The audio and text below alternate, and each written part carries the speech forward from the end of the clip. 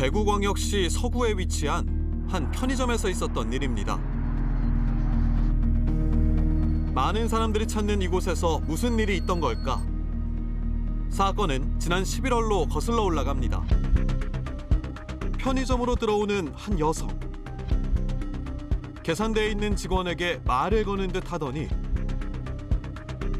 종이에 뭔가를 적기 시작합니다. 갑자기 소름이 끼치기 시작하더라고요. 이상하기도 하고 당황스럽기도 하고 그래서 바로 신고를 했죠. 그리고 잠시 후 나타난 경찰. 과연 그날 무슨 일이 있었던 걸까? 당시 상황을 알아보기 위해 현장을 찾았습니다. 안녕하세요. 오늘의 영웅 백성음 씨입니다. 그날 있었던 자세한 이야기를 들을 수 있었는데요. 그날 3시 반쯤 물건 정리하고 쉬고 있었던 중이었습니다.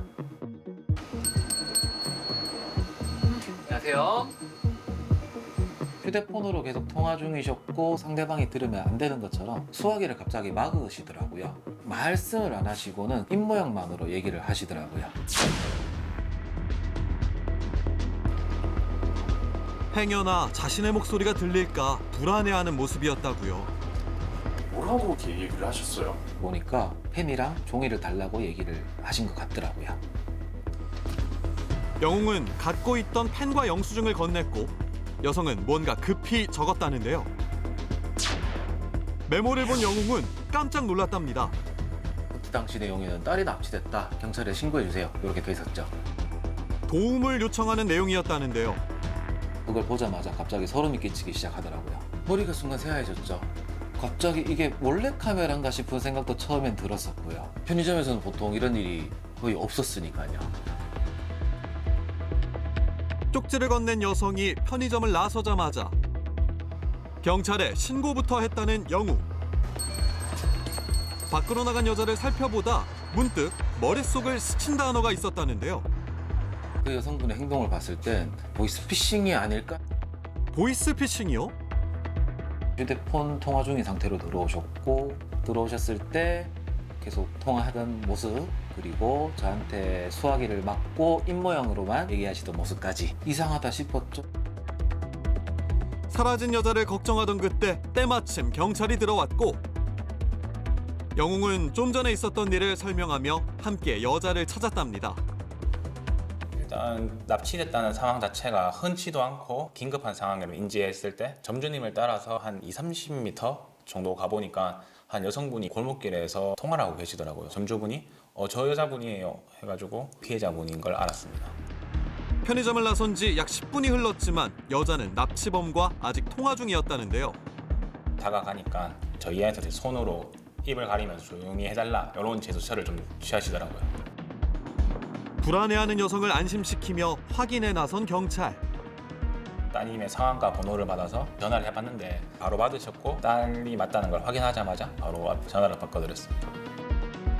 안전한 딸의 목소리를 듣고 주저앉고만 그녀. 순찰차에 타고서도 쉽게 진정이 되지 않는지 한참을 울었다고요. 갑자기 모르는 번호가 전화로 와서 받았는데 이제 자기가 딸을 데리고 있다고 고비 명목으로 100만 원을 요구하면서 한 여성의 우는 목소리를 들려주는데 이제 그 목소리가 딸과 너무 유사해가지고 거기에 이제 속아 넘어가셨다고 하시더라고요. 마치 가족인 척 연기에 접근하는 보이스피싱. 심지어 내 가족의 연락처로 전화가 올 경우 의심하기 어려운데요.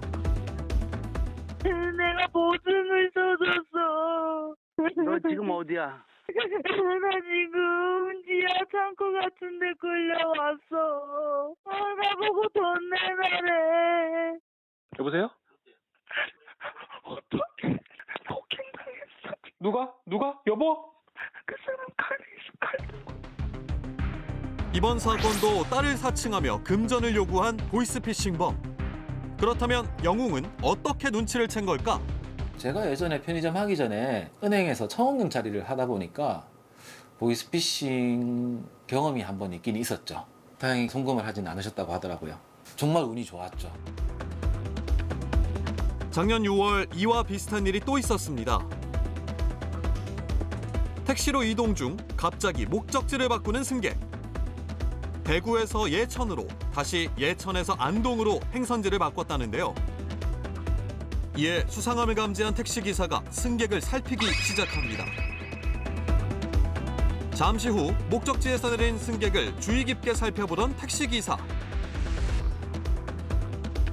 하차하자마자 위치 사진 찍는 것을 본 뒤 의심은 확신이 되었다고요. 택시 기사인데요. 대구에서 지금 안동으로 왔는데 아무래도 이상해가지고 택시 도시 같기도 하고. 잠시 후 검거된 승객. 승객의 정체는 바로 피해자에게 돈을 받아 보이스피싱범에게 전달하는 수거책. 검거뿐만 아니라 그가 갖고 있던 현금 5천만 원도 함께 회수할 수 있었는데요. 알고 보니 영웅은 32년 경력의 전직 형사였고 예리한 눈썰미로 보이스피싱 수거책을 알아보고 피해까지 회수할 수 있었답니다. 하지만 그럼에도 불구하고 보이스피싱 피해액은 쉽사리 줄지 않고 있는데요. 안녕하세요. 왜 그럴까 전문가를 만나봤습니다. 보이스피싱 조직이 검찰 문서 등 가짜 문서를 제공하면서 공공기관을 사칭하고 신뢰를 형성하면서 접근하고 조직적으로 대응을 하기 때문에 피해를 당하는 경우가 많습니다. 그래서 보이스피싱 사기범들의 수법을 미리 잘 인지하는 것이 매우 중요합니다.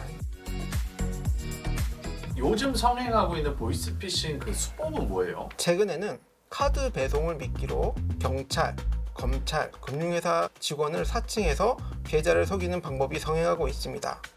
네, 나 택배인데요. 혹시 인생 카드가 오시는데 몇 시에 방문하실까요?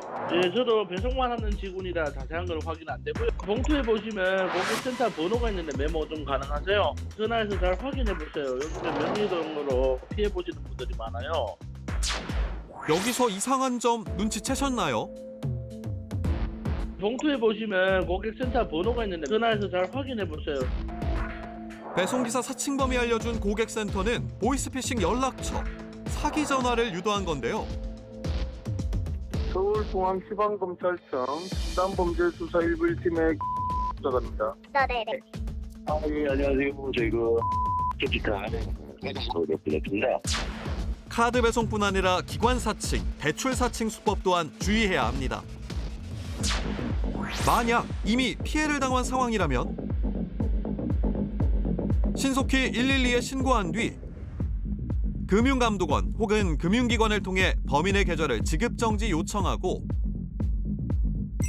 이때 범인의 계좌에 돈이 남아있다면 보상을 받을 수도 있으니 꼭 확인해보세요. 무엇보다 공공기관에서는 금전을 요구하지 않는다는 사실 잊지 마세요.